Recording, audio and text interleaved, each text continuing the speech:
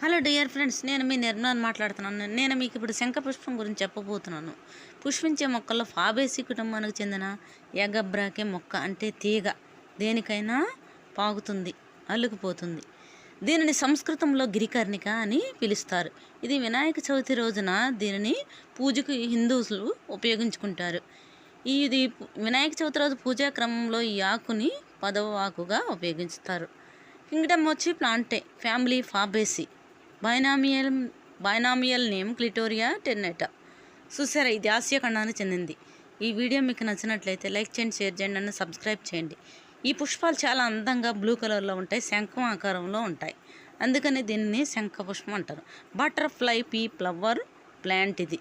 చూసారా ఎలా అందంగా ఉందో, చాలా బాగున్నాయి. ఈ పుష్పాలు శంఖంలో ఉన్నాయి.